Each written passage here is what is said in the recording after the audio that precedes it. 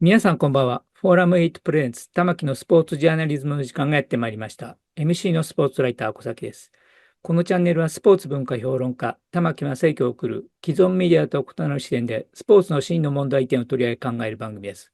コメンテーターの玉木正之さんです。よろしくお願いはい、します。よろしくお願いはい、します。お願いします。トランプ大統領、アメリカのトランプ大統領がワールドカップに、くちばしを挟んでいろんなことを言っていたんで、はい。ちょっとロサンゼルスオリンピックもどうなるのかななんていうことを考えようと思っていたら、IOC の方もえらいことを発表しまして、なんかワールドカップの騒ぎの陰に隠れて話題にならないように発表したのかななんて、私なんかすぐ邪推する人いや、間は、世界中では非常に話題になってました。やっぱり日本であんまり話題になって日ないよ本ではね。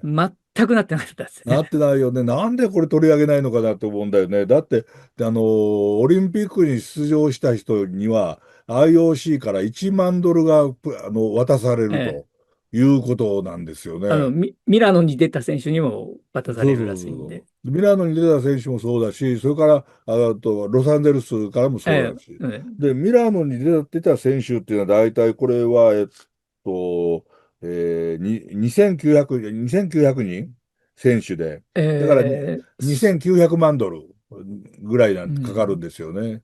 日本円にして48億円。IOC からしたら安いもんなんでしょうね。めちゃくちゃ安いですね。それからロサンゼルスもだいたい1万1000人ぐらいの選手がはい。出るんで、1億1000万ドルが IOC から支払われて、日本円にして176億円。これも安いもんなんでしょうね。ということで、でそうですね。も、これ面白いなって思ったのは、雇用関係ができるんじゃないかっていう。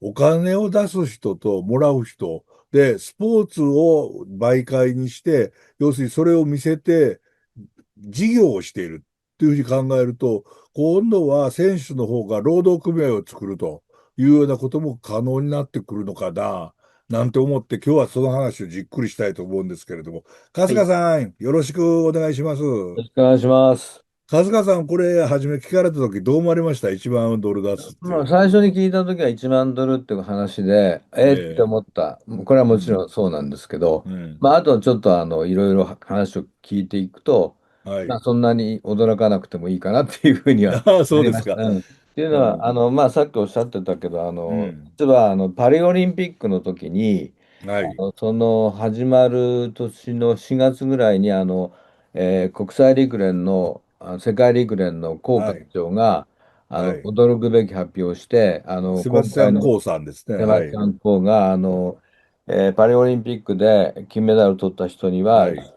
ボーナスを出すよとはい、いうことはい。を言ったんですね。で、こはい。れも今回の件と同じで日本のメディアは一切取り上げなかったんですよ。そうですよ驚きね。のほど、俺はでもこれ聞いたときに本当私びっくりして、ううこれはん。もうオリンピックが破壊されるぞと思いましてですね。史上初めてでしたうよね。ん。それで、それもしかも5万ドル、約そのはい。当時のレートで750万円ぐらいなんだけど、それ出すという話。金メダルの人ですね。そうですね。だからまあそれが、要するに賞金ですよね。そう、賞金、うん、ボーナスです。賞金。だから、うん。これ何が問題かっていうと、オリンピズムっていうのはもともとアマチュアリズムに支えられてまはい。して、要するにオリンピックに参加する人は、スポーツをやることにうん、よって報酬を得ていないっていうのが条件で参加できたんですね、オリンピックって。昔はそうでしたね、それが昔は。もう最初なんですよ。だから、はい。そこからずっと、だから、オリンピックに参加することだけに価値を置いて、スポーツを愛している人だけの大会だったわけですけども、それが結局、社会主義国がはい。ありまして、社会で、そのプロは、自由主義国からスポーツで鍛えてトップ行ってる人はもうプロになってしまってる。ところが、はい。社会主義国の人は、一応国のお金で、うん。もうスポーツしかやってないんだけども、プロにはなってないんですね。そうですね。国が支えてくれてるから。で、これあ、を我々の方ではステートアマってってたじゃないですか。ステートアマチュア、要するに国のアマチュアですっていうことですね。で、だけど実際にはもうそこが、だから、ソビエトだとか東ドイツとか、わーっと元年といって、もう平等な戦いができないような状態。で、これが、自由親権から問題でされていたので、そのプロ化って話になるわけですけども、それが1980年、80年のモスクワ終わって、84年ロスからプロ化に動きが出てくる。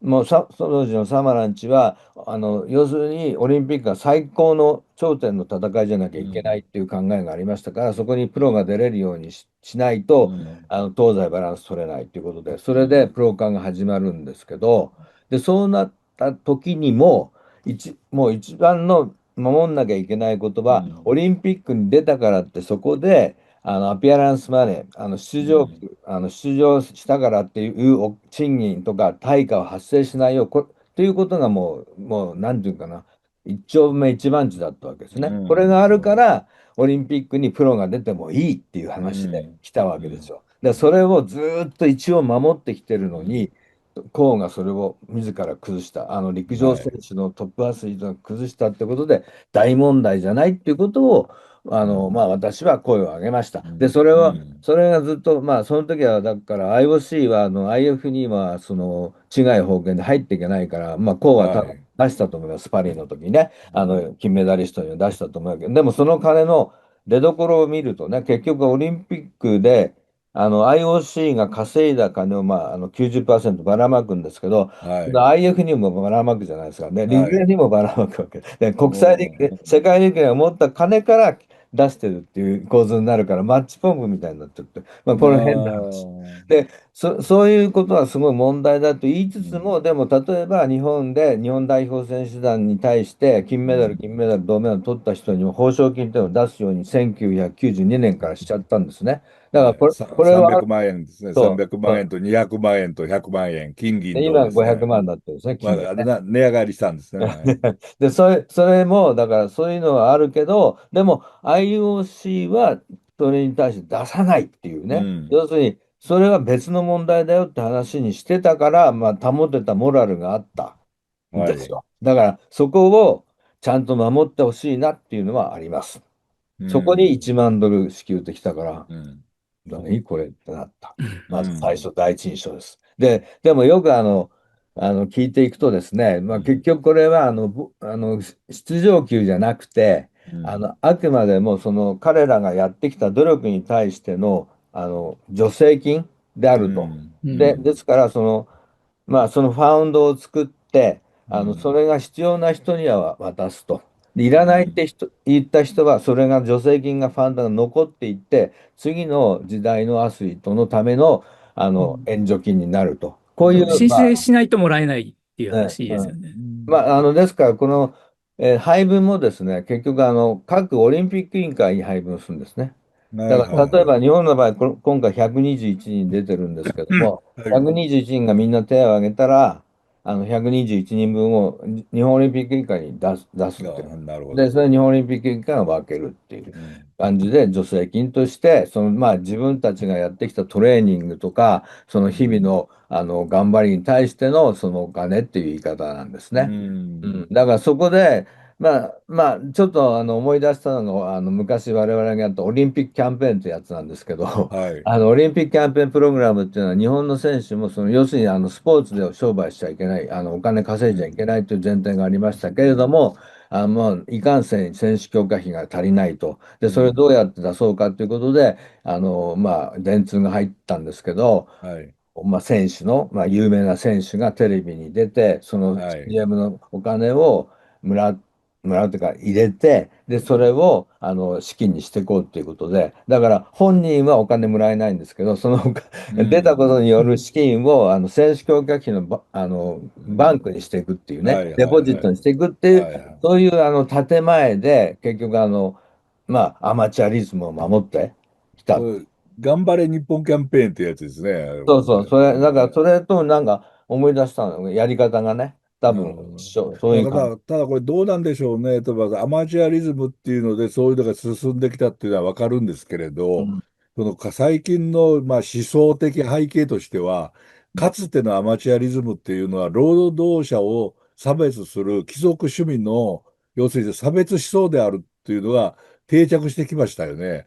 ということは、もうこれは必然的にお金は儲けてるというか、お金をたくさん集めている主催者から、出すっていうのは、これ、必然的な結果と考えていいんですかね。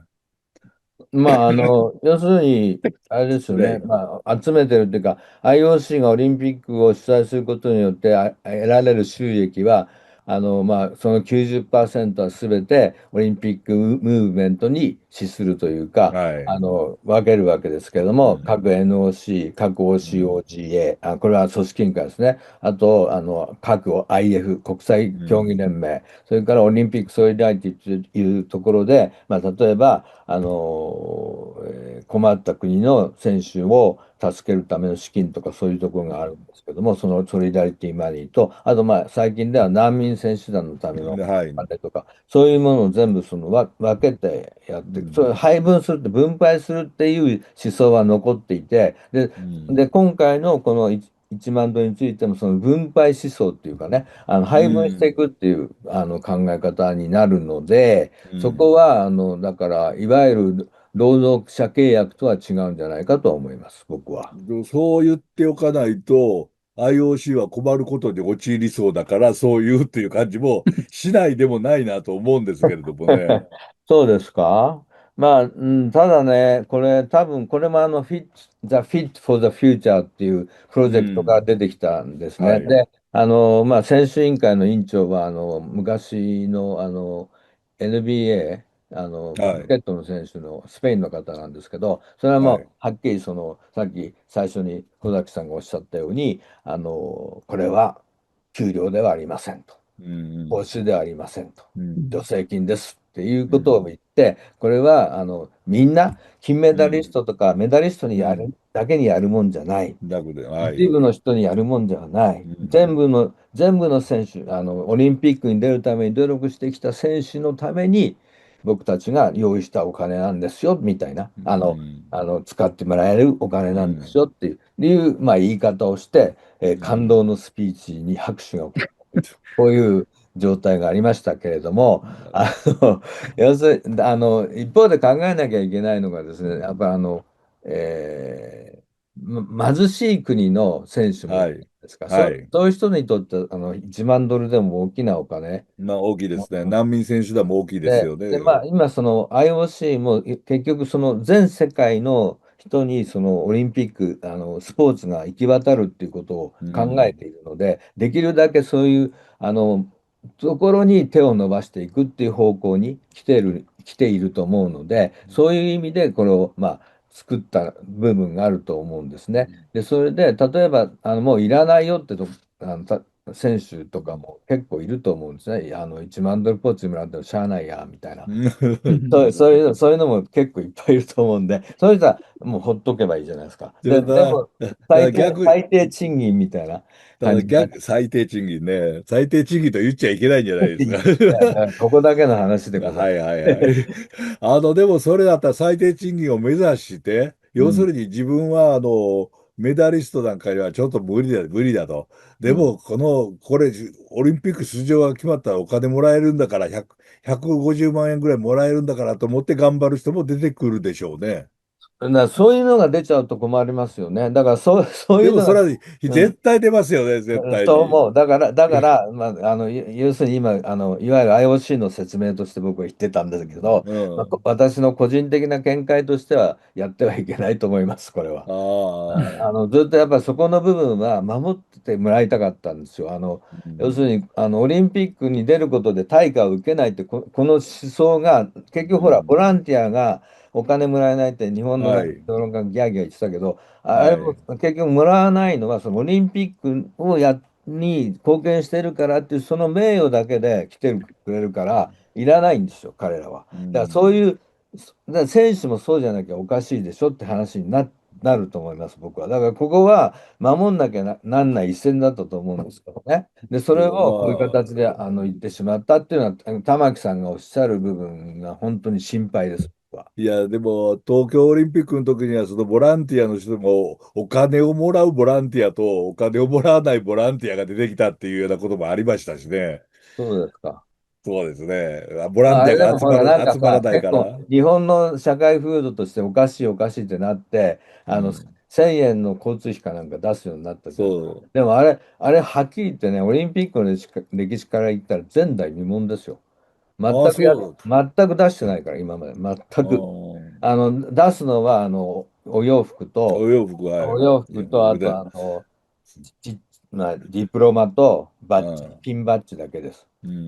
そ要するにれしかない。記念品ですね。記念品だけです。うんそれで、それが、だから伝統だったんだけど、東京の時はそこ曲げたんだよね、結局ね。うん、だからそれで、だかうん、らボランティアの価値っていうのが、ちょっと僕は、変わってしまったなっていうのが、まあ残念で、まあ、あの時多分、もう忘れたと思いますけど、ニュースオペイドかなんかで、うん。田原総一郎さん呼んで、ああ、はい。言ったことあったじゃないですか。はい、ありましたあのね。時もそういう意見が出たんだけど、僕、うん、バシッと言いたかったんだけど、ちょっと躊躇して言ってなかっうん、たんだけど、私が出たオリンピックもみんな例えばどっかの偉い社長だとかなんとかドライバーやってるわけですよ、ボランティアで。うん、でもまあ、うん。本当にもう、本当に純粋にそれにあ尽くしたあ、いからやってるっていう、これ大事だなっていうふうに僕は思ってたんで、そういうのもありますから、まあ、そうのん、文脈から言っても、出場選手に1万ドル支給っていうのは、まあ、はっきり言って反対です。うん。うん。やっぱりなんか、徐々にこう、積み上げていたお山が、こう、崩れていくというような感じがしないでもないなとそのいう。通りで、僕はそこにちょっと不信感があるわけですね。コベうん、ントリーさんに。うん。まあ、例えば、ユースオリンピックっていうのを作ったはい、時、ありますね。ロンゲ会長が作ったんだはい、けど、それはずっと、まあ、要するにこれは、オリンピックは、まあ、玉木さんが批判するように、金メダル取るとか、そういうことだけじゃなくて、はい、オリンピックの場で、人と話し合って教育があって、オリンピック運動を学んで、そういう機会もあるよっていうオリンピックなんですね、若い人。はい。それを作って、まあ、進んできたけど、これを2030年から今、ストップしてるんですね、コメントリーが。で、これを考え、え直すっていう、ユースオリンピックを。うん。そうなんですか。今、最新情報で、ユースああ、オリンピック。はい。4年後からうん、考え直すと。考え直す。まあ、だから、やんないと言ったんですけど、考え直そうって言ってる。あともうあ一つは e スポーツ。これ、バッハがもうあ、いい。すっごい進めてたじゃないですか。そうですね。それがもう突如今、ペンディングになって。まあ、スペイン、サウジアラビアでやる予定だったうん。のが、うん。延期になって、まあ、今ちょっ中止です。と棚上げになってるような状態ですけれどもね。サウジアラビアはもう完璧中止です。で、それで、中止になりました。はい、e スポーツ自身がどうするのかってことをまたこれ、Fit for the Future でやり出したんですね。だからこれもストップうん、なんですよ。だから、バッハがやってきたことね、結構止めてんの、彼女は。なだるほどからこれ、ね。で、もう一個は、もう一つ問題かなと思ってる、問題かどうかわかんないけど、オリンピック開催都市の決め方。はい。これは、要するに、招致合戦が激しくなって、お金うん賄賂とか飛び交はい。うようになったのは問題だからって、バッハが改革して、将来のオリンピック開催地委員会っていうのを作ってですね、未来のオリンピックを決めるところを委員会作って、そこがはい。調査してって、それでそこが認めたのを理事会に上げて、理事会が認めたのを総会に上げて、まあ、ただ追認するっていうシステムにしてるんではい。すか。で、これをまた壊すみたいなんですよ。また ああ、IOC の委員の投票に戻すっていう動きを今してる。うん。それで、はなんか話、噂で聞きましたね。うん。それで、しかもそのためには、今までやってたその7年前にオリンピックを決めるっていうこはい。と。これもバッハが崩して、いつでも決められるようにしちゃったんだけど、それをはい。7年前からに決めるっていうふうに戻す。戻そうとしてる。戻す。だから、リトルスペクああ。ティブになってて、だからそういう、まあ、解雇してるっていうかな、なんか、戻っちゃってる部分もあるのかなっていうふうな感じがして、新しく行こうとしてたところがちょっと今、ストップかかってるなっていうイメージがあるんですよね。で、それで言いながら、こう、1万ドル支給っていうのは新しく出てくると、はい。何を企んでるのかなって、そういうちょっと疑いの目で今、見出してるところであります。これ、いや海外ー、の新聞で、まあ、問題になってたのは、これを言い出す前の週に、コベントリーがニュージーランドでインタビューを受けて、うんエンハンストゲームに対はい。して、あれ、まあ、はい。すごい賞金が出たわけじゃないですか。で、でで、オリンピックは、オリンピック出たことによって、直接的な報酬は払う気はないんですかって言ったら、うんそのコベントリー自体が、そのオリンピックに出ることの経験が報酬であるってうんいう話をしたんです。で、それに対して、まあ、世界中のアスリートがふざけるなと、今う回、んその、史上最高の収益を上げた、えっと、大会ね大会が出てるのに、う全くん。そんなことはないのかっていう話をしたんですね。まあ、コベントリー自体は、オリンピックの奨学金で、まあ、いろいろ大学も行って、オリンピックに出ることによって、うまあ、ん。メダルも得たと。で、同じように、みんなそうやってオリンピックに出たことで、非常に貴重な経験をしたじゃないかと。それが報酬だろっていうことを言ったんですね。で、そのインタビューに対して、もう世界中のアスリートが非常に怒って、まあ、うツイッターとん。かインスタグラムで言ってたんですね。で、それの1週間後にこの話が出てたんで、まあ、急に話を変えたのか、ああ、それの影響がみたいな。えまあ、そんな弱い人なのか。よくわからないですけど、まあ、だから、すぐに意だから、見をニュージーランドので、インタビューかな、に答えた彼女の言い方っていうのは、まあ、一応オリンピズムを踏襲してるよね。わかるんですけど、その原言い則ですよ。方が非常にね、嫌な言い方っていうのか、それをそうご覧になったんですね。経験を得てるんだから、お金なんかもらわなくていいでしょみたいなそれ話し方をしはお金にたんですね。変わるだけの価値があるでしょみたいな言い方すればよかったんだけで、それど、を私たちが作ってるんだから、それがあなそうなんたたちの価値、報酬でしょみたいな言い方をしたんで、言い非常方がね。にその世界中のアスリートが反発をしたんですよね。結構トップアスリートレベルが、えなるほ貴どね。族的な言い方をしたんだえな。えローマンだったんだ。で、その中のアスリートの一人が、一人1万ドル払ったところで、うん。IOC の収入の 1. 点何パーセントだろうみたいなはい。話をしたんですよね。で、その1週間後に同じような金額が出てきたから、あれ、うんこのちょうど人、出ちゃった。じゃあ、意見を聞いちゃったみたいな。聞いちゃったのか。いや、わかんないけどな。まあ、実ま際、真面目な話すると、まあ、この問題は結構長く、考えらそうでれてきたしょうね。ことはそう。委員会でね、うん。検討されてきたっていう話は今聞いの、でも、てますね。小崎さんの情報は非常に重要なのは、エンうんハンストゲームとの比較のところそうです。で出てきたっていうのも結構重要で、そのエンハンストゲームっていうのが、要するにあらゆる薬剤、ドーピングを OK に OK。した上に、非常に高額の賞金ですよね。がうん。出ている。それで世界新記録を出したら、まあ、世界新記録にはならないんだけども、世界新記録を上回る記録を出したら1億円かななんかそれをうん出すっていう円にしてぐらいのことをやったわけでしょ。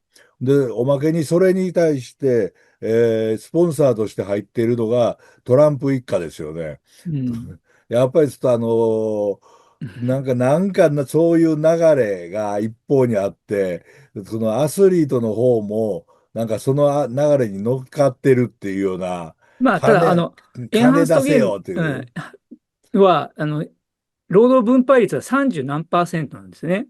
今30何パーセントあるのええ、しかなあいんですよ。しかないっていうのか、いや、30何パーセントだったら、FIFA よりよっぽどいいんじゃない？いいはいいんですけど、例えばうん。4大メジャーよりは全然あ、低いわそれはけなんですね。低いですよ。うん。プラス、エンハンストゲームに出た選手のほとんどが、オリンピックに出たところで金が儲からないから、我々はこっちに出るっていう話をしてたんですよね。で、それを受けて、ニュージーランドのメディアがコメントリーに話を聞いたんですよ。春日さんも、オリンピックはアマチュアに戻そう、全部。ねいやー、これでも本当にそうしないと、めちゃくちゃですね。めちゃくちゃっていうか、ちょっと筋私がが通んない。アマチュアっていうのを貴族趣味の労働者排除だって言って、うんうん。ものすごく批判を何回もして、アマチュアリですね。ズムの考え方を変えなきゃいけないっていうのは言っていた人間だけども、今の話聞いていたら、もう、オリンピックはもう特例で、要するにこれ金と関係ない人だけがやりなさいと、世界平和のために金関係なくやりなさいっていうふうにした方がいいんじゃない？これ、アマチュアの、アマチュアのその本来の意味、うん。スポーツを愛するっていう愛っていう部分、はい。それが、なんつうのかな、資格認定の条件になるみたいな感じの大会にしていくしかないと思いますけどね。なるほどね。それはいやだから、ー、報奨金出しちゃったらおしまいですよね。ねうん、ただまあ、今 NCAA もその報酬を出さなきゃいけないとえ。ういうん。法的になりましたから、なりましたね。え NCAA でアメリカの全米体育協会で、はい。アメリカンフットボールなんかの大学の選手なんかにも報酬を出すのが当然であるという裁判が出ましたよね、結つあ、果。まり、そうなんで労働に対しすね。て報酬を、労働と考えるからですよね。ええうん。スポーツは。出さなきゃいただ、けないっていう最高裁の実際大判決が学は出ましたから。ものすごい利益を得ていたわけでえすからね、アメリカンフットボールとバスケットボールに関してええはね。だからそうん。れの割合、選手たちがそれを生み出したというふうに考えるならば、選手たちにもそれなりの報酬を与えろという、なるほど。なるほど。要するにそれは連邦裁判所の判定ですよね。はい。はい。やっぱり共産主義に戻さないとダメですか？ああ、これ資本主義がどんどん進んでいくとそうならざるを得ないでうん、すよね。そうなっちゃいますよなっちね。ゃいますだから今ほら、ね。あるじゃないですか。人申請の資本論とうか。ん。だから、今までの共産主義じゃなくて、そうの新ん。しい形の共産主義っていうのをはい。考えていかないと、なんか、どんどん分裂社会になっていって、うん。お金だけの世界になるような気がしてしまうんですけども。まあ、そうなって、えらい話になってきましたね、今回のいや、話は。本当です。僕もだから、ただ私はほら、オリンピズムの、うん。信奉者っていうか、もう唯一の、なんていうか、信条にして、ここまで来たので、それが、結構脅かされているような、意識が最近ありましてですね、そうなると、どうやったら世界がこう、うまくいくのかなっていうのがね、ちょっと見えなくて苦しいですね。私は春日さんにオルグされて、春日教に、移った人間なんですけれども、今でも話聞きながら頭の中にあるのは、大阪の読売テレビのそこまで行って委員会に出た時に、2020年の東京オリンピックが中止になるかどうかなんていう、ちょうどその時だったんですけど、そもそもオリンピックは平和運動なんだから、世界中の人が集まって、スポーツをしなくていいから平和について話し合いましょうと。いうふうに言ったら、それで、ゲストで出ていた20人ぐらい、全員に反対されましたからね。そうん。んなの面白くないって言って、誰がそんなのか賛成するんだって。要するにオリンピックの理念なんてことは、誰も何にも思ってないよね。だからアスリートも、要するに金欲しいためにやってるわけだ。スポーツを。ってなっちゃいますよね。ねえ。ほんで、その観客たちは、もう世界平和なんかそんなもんできるわけないから、要するにおもろいスポーツを見たいんだというこなるほど。となんですね。なるほど。なるほどそういうね。ふうになっちゃいけないね。ちょっと頑張りましょうよ、玉木さん。もう少し。頑張りましょちょっと、IOC には僕は、言いことは言います。でう。うも、ん。言うことは言うけど、聞かないんだよ、最近。バッハは結構聞いてくれてたあけど。あ、も結構聞かないよ。やっぱ若くなってんのかな、みんな。う、もう巨大組織で結局ね、結構もうスタッフも多いじゃないですか。うもういろん、んなこと考えてますね、今ね。うん、でもユースオリンピックってやっぱりその IOC の理念が非常にね、反映うん。されてるそうそゲームだと思うそうんう。うん、ですそうなんですよ。けど、まあ、日ある、本で出る選手にちょっと聞いたことがあるんですけど、うん、ユースオリンピックってその教うん、育だったり、その単純に競技だけじゃないじそう、ゃないですか。学習会があったり学とかして習会があって、ね。交流会があって、うん、どうだったって言うと、いや、なんかそんなんあったね、みたいなぐらいうで、全然そん。の、理念みたいなのはあんまり学ばずに帰ってきうん。たり、それはやっぱ日本の教育が悪いのかな、日本のオリンピック委員会の。どう、うん、なんか、よく理念を分からずに参加している選手が多かったですね。要するにオリンピックの前哨戦の競技力うん、そういう向上イメージ大で言って会みたいな。て、うん、その競技以外のものが重要であるっていうことを、わかりました。じゃあその辺を改革しようとしてるのかもしれないですね。あ新しいね、あ、ピッチフォーであればいいんでドフューチャー。すけど、うんうん。だか春日さら、はい。ん、どうしましょ何をですかなんて言って。う。はい。どうしそうね、ましょう、本当に。何をと言われたら、やっぱりオリンピックをというんじゃなくて、スポーツをですね、やっぱりスポーツが変な方向に行っちゃったわけですね。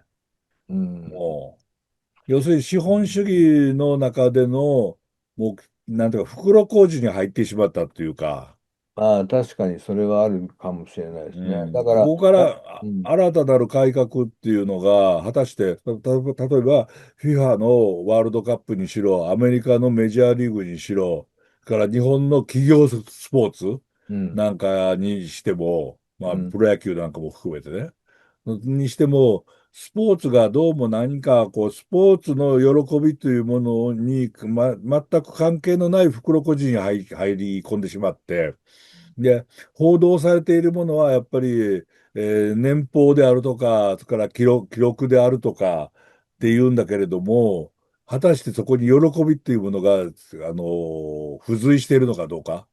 付随ってのおかしいね。喜びやって付随するもんじゃないですよね。まあ、でも、根幹あれでしょ、にあるものが。玉木さんもサッカー見て、ワールドカップ楽しんでるわけですよね。面白いですよ。うん。まあ、いや、例えば、MLB も見てて面白い。面白いですね。やっぱホームランの瞬間とかで、うん。ピッチャーが素晴らしい投球をした瞬間っていううん。のはなかなか素晴らしいんですけれども、ただ、ワールドカップを見ていて、自分があの席には座れないな、もう、っていうような気持ちはありますよね。誰が30万円も出して、40万円も出して、100あそこに万ぐらいで。座ってる人はみんなすごいです2階、よね。40番出して2階席の一番上の席に、そんなところに座る、だからドジャースのスタジアムでもそうですよね。そうですよね。ね、ドジャース。昔は外野席1ドルだったのが、今はうん。もうそんなもんじゃないでしょなるほど。それはみんな買えるう。だけの方々がうん、多いってことですかね。そうですね。うん。ということは資本主義が進んでるってことですかね。まあ、資本主義の、なんて言いますか、売れ方というか、うん。要するにあまりにも熟しすぎたうん。姿の中にスポーツが巻き込まれてしまったとういうん。ことなんでしょうね。もううん。それはスポーツがもうそうだけども、スポーツの選手もそうですよね。うん。サッカー選手なんてもう今世界中の選手が全部データ化されて取引されてるわけでしょ。うん。その中でのやっぱり FIFA のワールドカップなんかのお金なんかも決まってくるわけですからうね。ん。うん。なるほど。さあ、その中でどんなスポーツがどうなるのか。やっぱりでもサッカーが一番稼げるんですかね、スポーツとしては。選手としては。そうですね。うん。そうですね。だからそうです今回ね。出場級とかね、すごいですもんね。まあ、すうごいですん。それがね。1万ドルなんて笑っちゃいますね。まあ、ただ本当に選手まで配られてるのかが怪しいところあるんですけどね、これまもあ、各国のサッカー協会に配られもちろん。うん。て、そそうこから、そうそうそう。それは結構あるみたいでだから例えすね。ばこの1万ドルも危ないですよ。ねえ、まあ、そ NOC 配れ、るから、中抜きとは言いま困ってる せんけど、NOC とかって言ったら、センスに行かなかったりしてね。うそう国にん、よってはそれはないと思う。ね。春日うん。さん、うん。またちょっと未来のスポーツ話し合いましょう、また。改めて。もう私もちょっと頭を悩まして考えます、いろいろと。なんかオリンピズムと資本主義とかってそういう感じで。そういう感じですね。うん。それはいいタイトルだと思いますね。オリンはピズムと資本主義。い。はい。